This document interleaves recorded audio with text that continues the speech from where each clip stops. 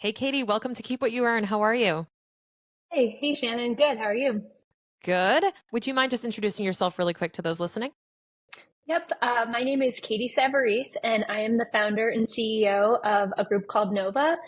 We're a women-owned project management and owners rep group that focuses on projects around mixed-use developments at stadiums and sport venues.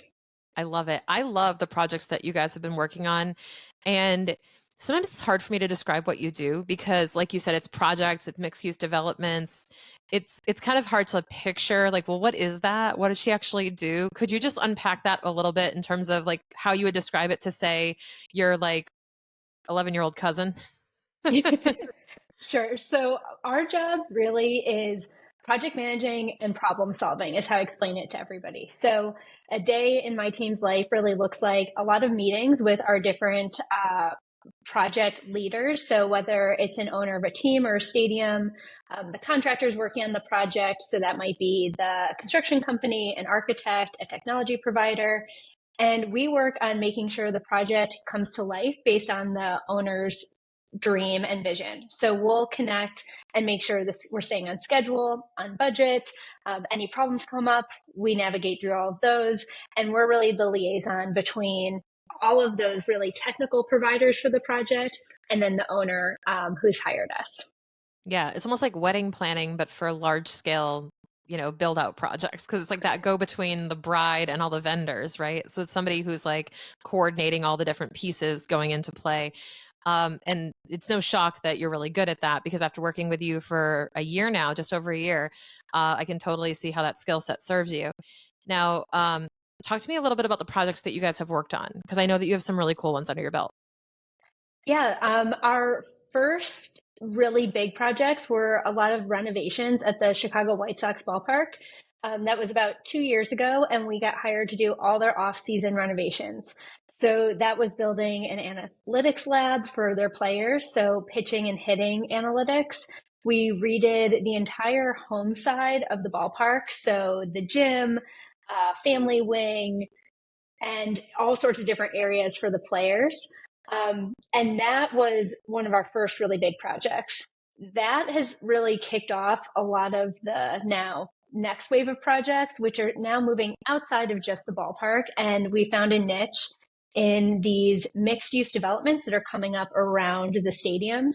So a lot of ballparks, stadiums are converting all their surface parking lots into really interesting developments. So there's another project in Chicago called the 1901 Project, and that project is a $7 billion development around the United Center, which will be residential, a new music hall, a hotel, and we're coming in and helping that team kind of design some of the transportation elements around that piece as well. So a lot in Chicago right now, but that's one of our main focuses right now.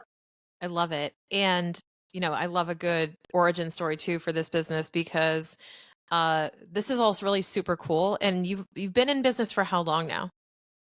A little over 2 years at Nova. 2 years, and you're already doing these types of projects at this scale. Talk to me about, you know, how did Nova kind of become and be born? Because this is just such a cool story. Yeah, so before I started Nova, I worked at Uber for a little over 7 years. I led the global events team. So I spent 7 years traveling the world, standing in a lot of parking lots, figuring out how to make Uber work at these really complex events and venues around the world. Yeah. And I loved that job. I loved traveling, I loved experiencing all of that. But after being at Uber for that amount of time, it had become a really large company. When I started, it was small and I was ready to move from the big company and work for myself and bring everything I had learned. My dad actually is in the sports industry, so I grew up watching him build and design ballparks. So that was always a passion of mine, and I figured at some point in my life it would pivot back there. So I decided to start Nova, thinking it would be in the event space because of the Uber background. And we started looking for some projects and trying to find something in the sports and entertainment space to get us started. And there was an opportunity at the White Sox ballpark to renovate a visiting team bathroom. And that bathroom was needed to be converted because it needed to be able to accommodate the female staff of the visiting teams. And so we were asked by the White Sox to come in and renovate this bathroom. When you're a young business, you take it. So we started in on the bathroom. Started in the And bathrooms like everybody else. Like this, I started cleaning bathrooms at McDonald's, right? They always say you start with the bathroom, and this was no exception. exactly. So then I was on site working with the contractors, the owners, same thing we're doing now, but on this basically clubhouse renovation. Yep. And I happened to be just at the right spot at the right time. And the construction company who was helping us with the bathroom was the one that was tasked with building a analytics lab for the White Sox. They couldn't figure out how to do it under budget and under the timeline that was needed, because this was like 8 months before the season started. And so they asked me if I could just take a look, see if I could come up with anything. And because of my event experience and understanding how to build things for production, so with truss systems and temporary, we came up with a solution of how to build the lab in the ballpark for about a third of the cost that they were actually looking for, and on time. So very quickly, this bathroom project turned into the lab. And then from the lab, we had all that extra money left over because of us doing it more efficiently, that we were able to roll that into all those other renovations. So that's how it turned into that whole home side of the ballpark renovation. So right time, right place. And it was from saying yes to that initial bathroom project. Mm-hmm. And then from there, you get ingrained with the industry and all those pieces. And it's really gone from there.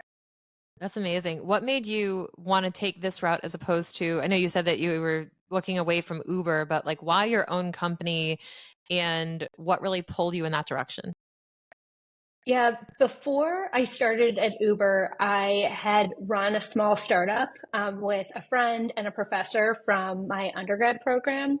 And that company had gotten acquired right before I started joining Uber. And so I knew what it was like to have your own company and to have the startup, and I missed it. And I believed that because of what I learned at the time at Uber, managing a team and the connections I had made, I could do it.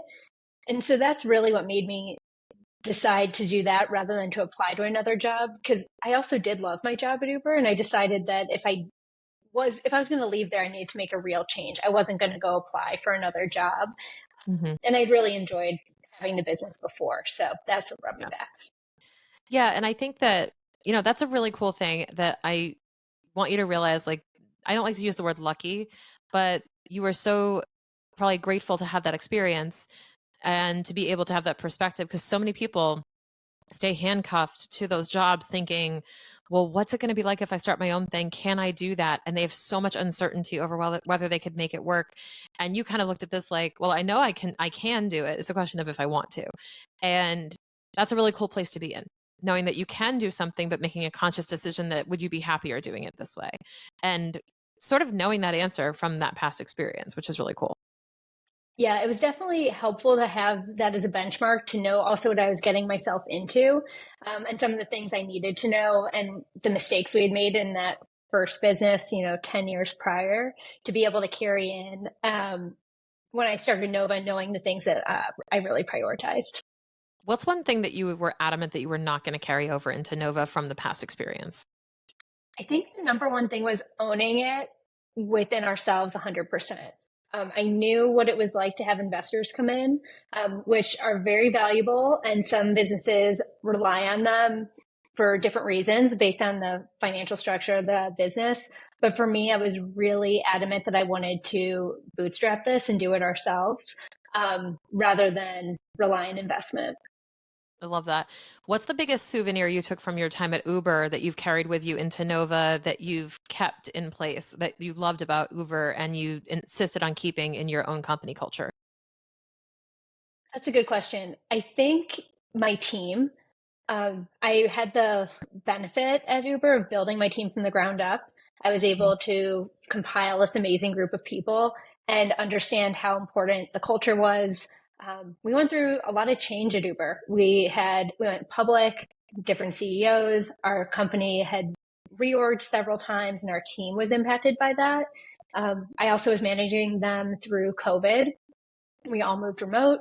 And so we've been through a lot, and I learned what it meant to have such a strong team culture that would run through a wall together, and that anything was possible.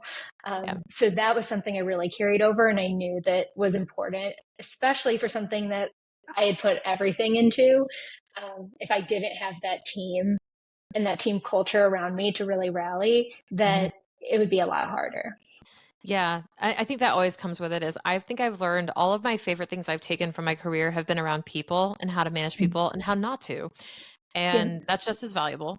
But I think that those are the ones that are ingrained in my mind the most. And the thing I was most excited about joining and not joining, but starting my own company was being able to come up with my own company culture and set that tone where I could keep what I liked from the jobs I'd had, but leave behind the things it didn't serve.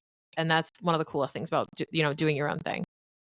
Yeah, I totally agree. And being able to make it an extension of yourself. I see Mhm. Nova as, well, it's Nova and has its own brand and its own life. I really see it as an extension of me. And I want every part of Nova to be a part of me. So that includes my team, it includes how we operate, how we Yep. do our projects.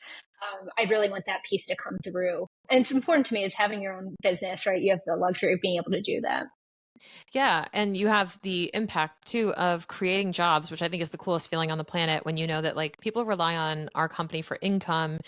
It's both overwhelming at times to think about that and like the pressure, but it's also really cool because when you think about it, people are making a living furthering the mission of this company, which means people believe in it so hard, so much Yeah. that they're willing to put it all on the line. Their career is Yep. on the line and they're trusting you to take it to the next destination even if that's not where they end up for life. It is at least where they're deciding to end up now based on their goals, and that's really cool.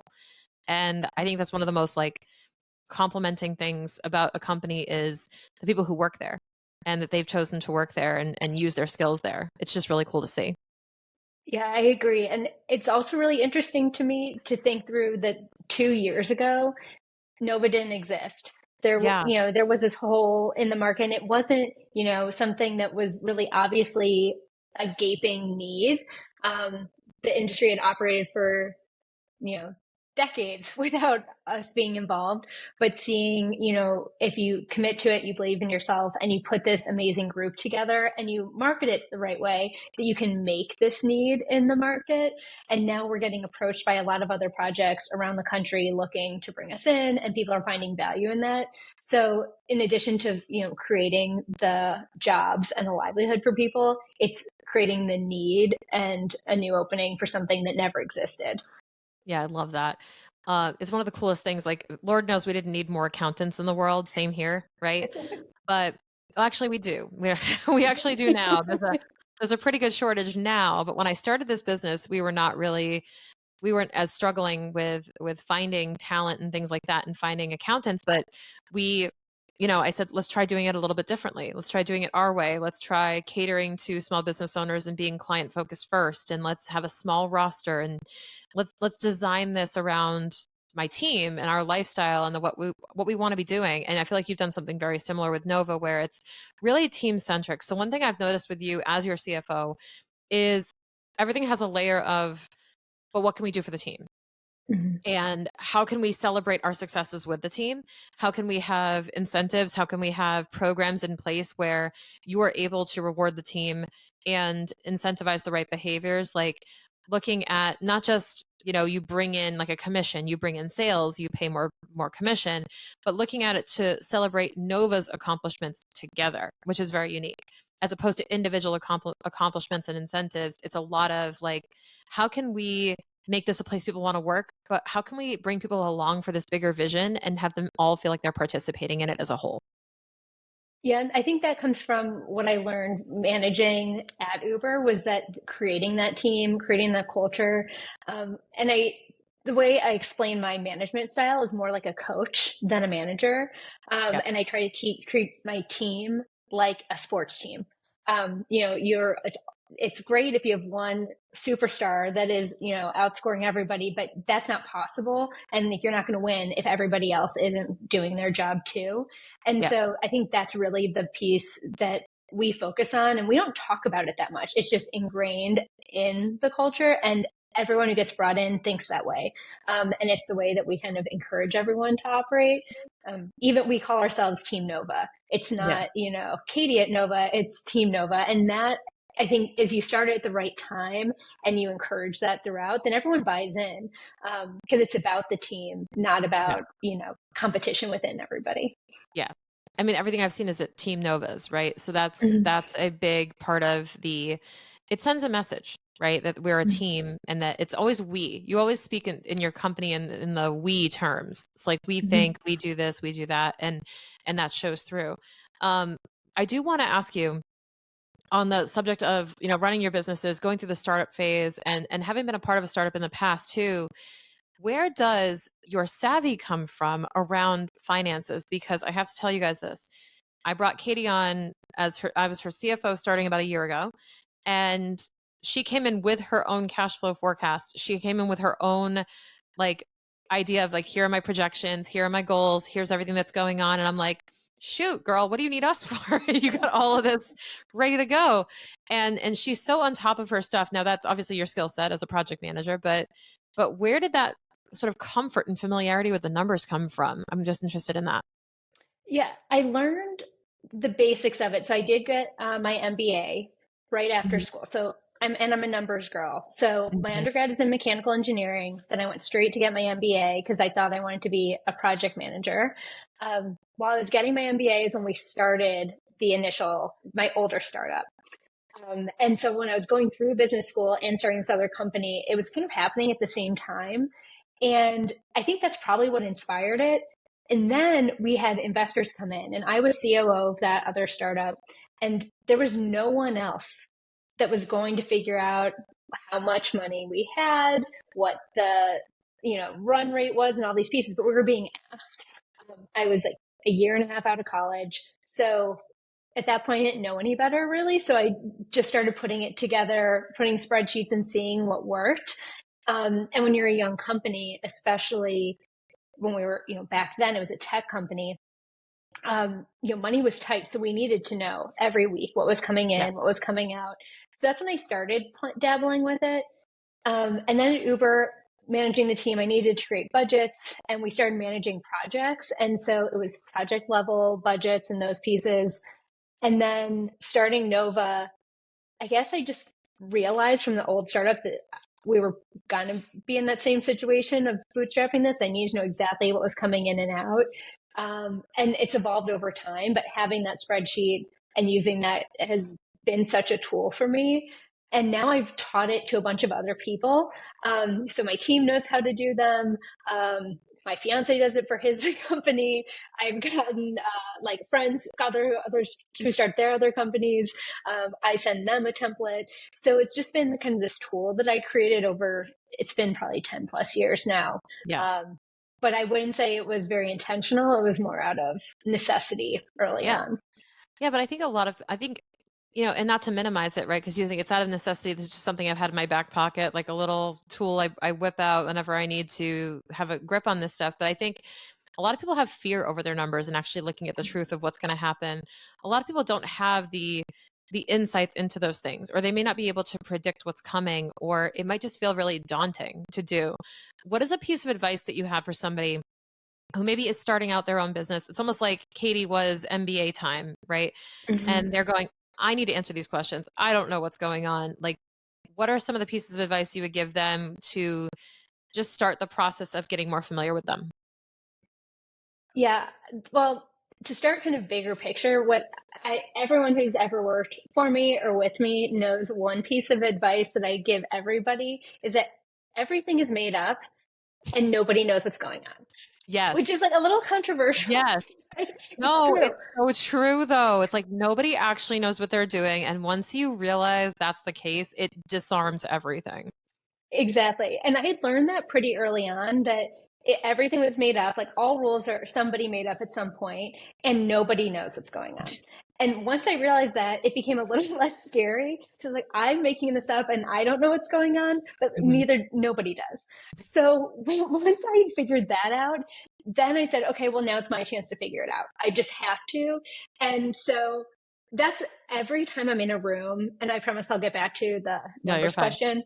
But every time I'm in a room that's intimidating, or I'm about to walk into a big meeting or to speak to, a group of people, or if someone asks me to take on a really big project that seems really, a stretch for me, I just think, I'm like, everything's made up.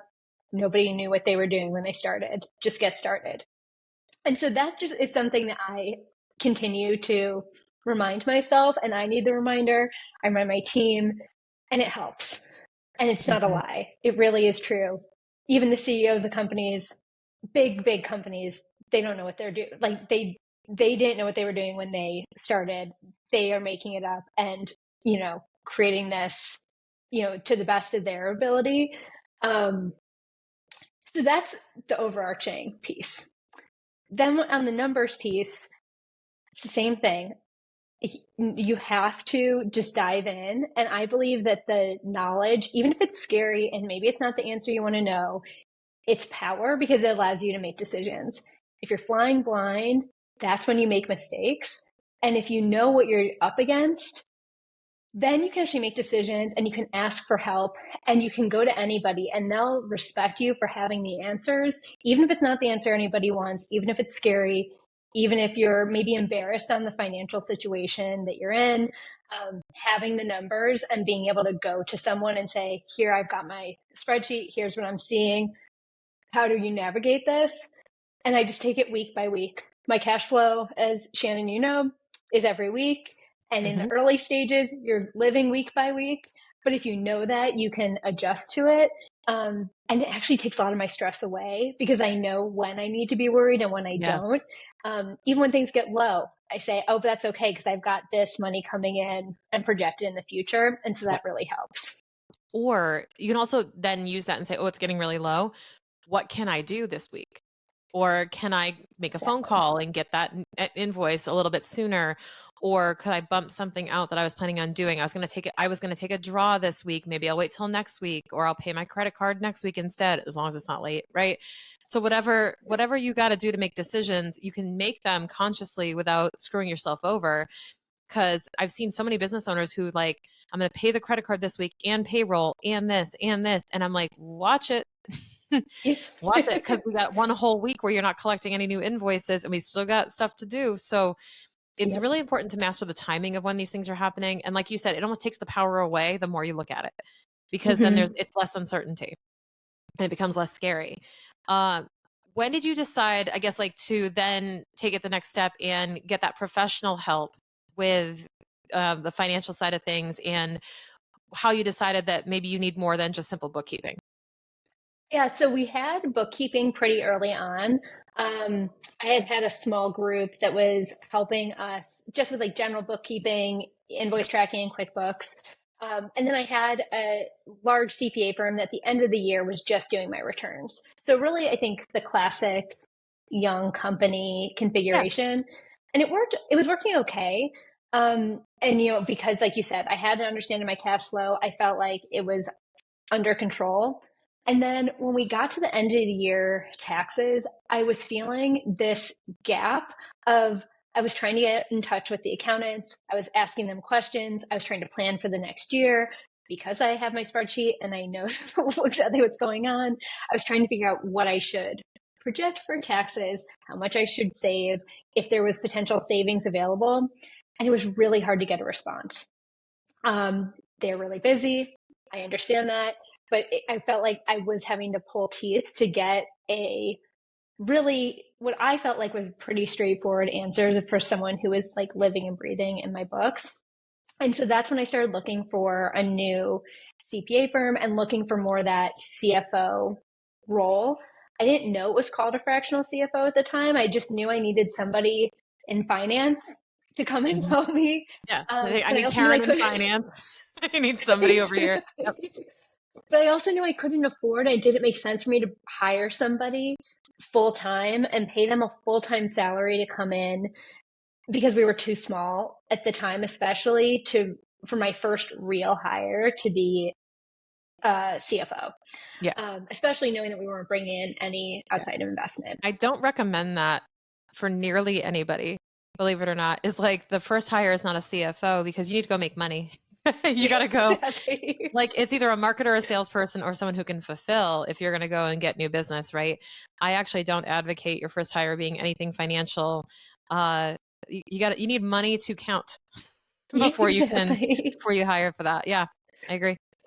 Yeah, and then that actually, I had a friend who had her own business, and she was one of Shannon's clients, your clients, Hmm. and we happened to be on a trip together, and I was, lamenting about my current CPA experience, and she suggested that I call you, Shannon. So that's how I reached out, Yep. and that you were the first one who really taught me what the fractional CFO role was and what that looked like. And as soon as you and I had that first conversation, I was like, that's exactly what we need. Because it was filling in that gap and helping me find, I didn't need the tracking of the weekly. I had that piece, but it was that next step of like planning, finding strategic savings, understanding how to look at it. And it also took it off my plate. So it was one less thing I had to worry about goofing up while I'm trying to go run a business, sell a business, and Yeah. all of that. Just knowing that my books were in order and would be was such a huge help. Well, let's be real. The risk of you goofing something up is quite low. I don't know But about that. well, I will say this, like it freed up the headspace because you have so much going on at a given point in time between all these projects you're managing, these large scale things, they're higher stakes, right? Mhm. But I think that when we came in, right, we were more like, okay, whenever we bring on a new client, just like you have your like punch list of things you're looking for, we're also going, okay, what should we be focused on for Katie? Like what is our best and highest use of our time? So Yep. it was a little bit of the cash flows. Cash flow is always a big thing with Nova. It always has been, always will be. But it's also looking at profitability, looking at pricing, looking at and honestly looking at what can we do so that Katie knows we got this, like just knows we have eyes on this. And Katie doesn't have to go, hey, did you do this? Hey, did we get this done? Like no follow up needed because like we're on it, and getting more proactive about managing those things, including the tax planning. Like the fact that we do the pro forma every year. We had a meeting, I think in August or so. It was like August, September, where we Yep. tell you like, hey, here's your savings target. And you still have that and you know it. And it's November currently, almost, well, it's December now. And I know I'm losing track of time. It's December now and we're just kind of going, okay. And like, how do you feel going into tax season now? Like prepared? Yeah. That's been one of the biggest things because I've got Mhm. that number. It's in my cash flow spreadsheet and I just plan around it. So I Mhm. know I'm not going to get hit with a big surprise bill come, 2025 and then have to be scrambling to pay it, Yeah. both on my personal side and on the business side, Yeah. because you've helped me with both of those. Yep. So being able to know that going into next year, I'm not going to have any of that anxiety. It allows me to plan. We also talk about how, to be strategic about when payments should come, how to think through those, where that savings should go. It should be in the high yield accounts and all of those pieces. And it has relieved a lot of stress because otherwise you're flying blind. Do you Mhm. owe like 2,000 or Yeah. $200,000 in taxes? Like I it's such a can't even. gamble. I cannot imagine like going to bed one night and like waking up the next day and owing six figures more than you did the night before. I don't understand. Like I can't process that. Uh, so I'm glad that we're able to offer that for you and that's what you see in the value of it because that's what we try to articulate that like it's a little bit different in that oh it's like how much are you going to save me in taxes then I'm like honestly you're already doing a lot of the things that would save you significant money. The other things that could save you significant money include significant effort or doing Yeah. something totally different as like hey go buy a property or go buy a car so that you can deduct it and it's like yeah but then I have to go buy a car, like I don't want Yeah. to go buy a car. So there's a lot of things that tech strategies will get you, but a lot of things just the planning and the peace of mind around the planning just gets you that's like way above and beyond the return on that. And that's one thing I've always advocated for. It's just the planning is so much better than the strategies when the planning saves you time and money and gives you peace of mind. I totally agree. And you set us up with the S Corp Yeah, classification, and that was huge too, because that huge. did end up saving us like tens of thousands of dollars Yep. late last year in taxes and will Yep. again.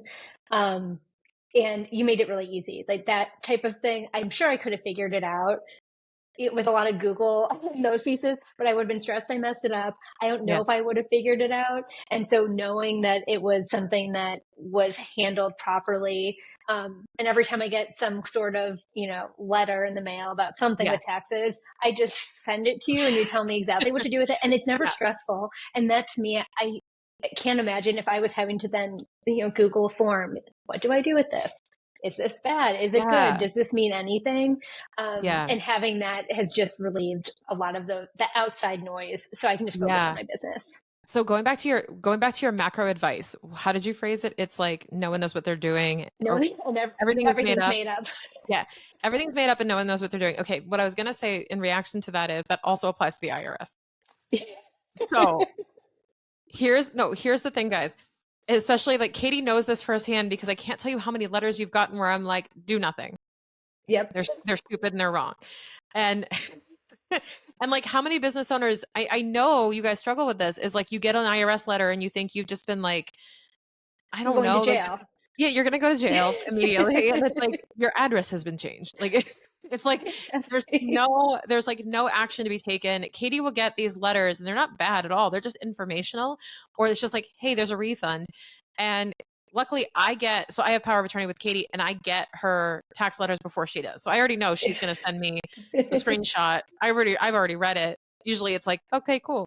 And when she gets the letter, she'll send it to me and it's usually no action required. Okay, cool. Or if there is an action required, we'll take care of it, right? Like we'll Mhm. get in touch with the IRS, we'll call them and be like, what's up with this thing? But what's cool is that, okay, all I have to do is send a copy of this to Shannon and I can have it download out of my brain and be gone. And Shannon will tell me if she needs something. And that's how I like to operate as well, is like, who can I just like pass this off to? And like, you take ownership of this and tell me if you need me. I'll be over here.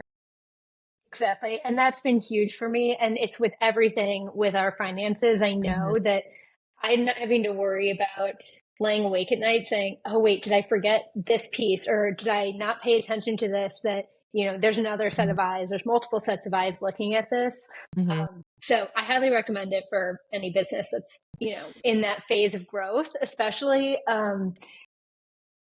And if you get the systems in place early, it's so much easier because you're just used to it. So once things get bigger and more complicated, the core is already in place, and that allows us to grow even more quickly too. Yeah, I was actually going to bring that up. Actually, your mentality of, I think, building the thing before you need to. You've taken this approach in several aspects of your business where it's kind of building. You're bringing on W-2 employees this year. You're growing the team, and one of the things that you spent a significant amount of time on this year was, okay, we need to have a handbook. Okay, we need to decorate the house. There's company coming. Like Yep. it's kind of the we have to go get everything ready because people are coming in here and they will expect this. Mhm. So it's having the handbook, it's having policies, it's having the benefits lined up, it's having the cash flow for those benefits and for the wages all programmed in as part of the plan. And you think about all these little details like well in advance, right? But you've also been an advocate for, well, let's build this, like let's see what the system will look like. I think this is the engineer in you. It's Yep. like, let's see what this is going to look like and decide if we want that or not. Right. And then we go back to, okay, now let's let the people in. And now they're going to have a great home to come home to, a great career here, because we've already thought of those things as opposed to building it while the train is already on the tracks. Yeah, and there's some things that you just have to build on the fly, Yeah. and I'm comfortable in that world, but as much as we can take away from that and say this is just going to be done, then again, if those things are done properly and you lay the framework, then when the hard stuff that you have to build while you're flying, then that's what you can focus on, and you're not trying to like do it all at once. Hmm. Um, and so I tried to identify those pieces too of, okay, is this urgent, has to get done now, or can we be a little more methodical and, down the line Yeah. roll it out? Because the emergency thing is going to come up now Oh, that I won't be able to do that. No matter what, you can't prevent against that piece. yeah. We have several clients going through that right now where the unexpected has hit, where it's kind of like, and not literally, but it's kind of like that hurricane comes into your business that you didn't see coming and it's going to like level out an entire thing, or it's going to cost you a ton of money. And you can't predict those things. That's why they are what they are. But if you can be ready to the extent that you can be, or you can control what you can control, then you'll have the capacity for the unpredictable, because you'll be able to react to that timely without feeling like you're constantly catching up and this just overwhelmed you. That's where I Yeah. think a lot of business owners get into that mode of, oh my God, I have to close my doors, because they weren't using that time where things were maybe steady, slow, and happy, to then build and to go further with it and to predict what was going to be coming up next. And I think that's one thing that you have as a strength, is you're already thinking like, what's Nova going to be like in a year from now, and Mhm. putting the things in place and acting like it's already there. Yeah, and I think that's a really big point too, is I spend a good majority of my time thinking about 6 months to a year from today, Hmm. not as much this week. Obviously, I'm working on the projects and the tasks and those pieces, but I bring in help to help me with some of that. And my cash flow goes out 6+ months, all the planning does. And I'm regularly looking, right now I just started looking at the beginning of H2 for 2025.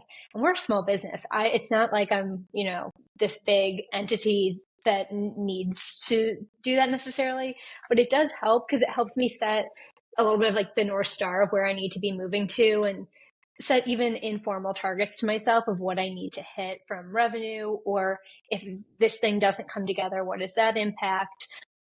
And I do think that came from working at a bigger company, because the bigger companies, like at Uber, we had to be thinking 6 to 12 months because of product team roadmaps and budgeting and all of that. So I got used to having to kind of put my head up and look around. And I think that's another one of those things that having the experience of being at a big publicly traded company helped me with the smaller group now. Yeah, I think I can relate to that too.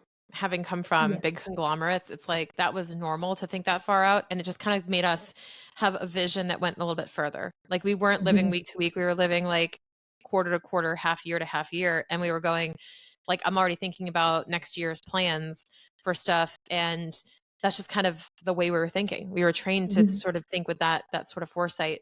Um, Speaking of which, as we're kind of wrapping this up, Katie, what are some of your goals for Nova in the next year or two?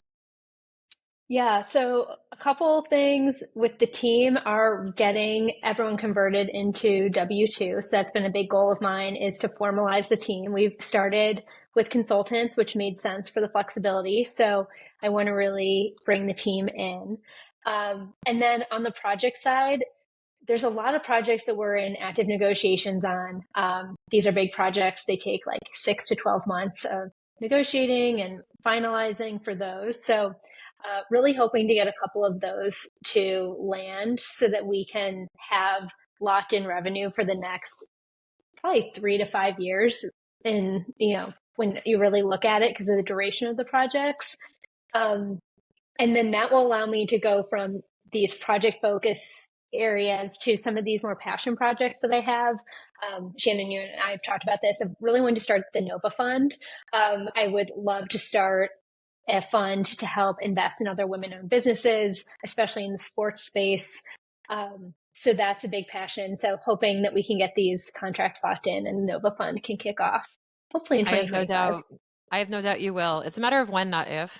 Yeah. But I'm excited to be on that journey with you and see how that comes to fruition, because that is so satisfying to see. To feel like we're also, this is the other thing too, to feel I'll say most CPAs, I'll generalize, don't feel as attached to their clients that we do. So when you have a success, you have a win, we want to celebrate that. We want to be part of that and brag about you. We actually have, I don't think I've told you this actually.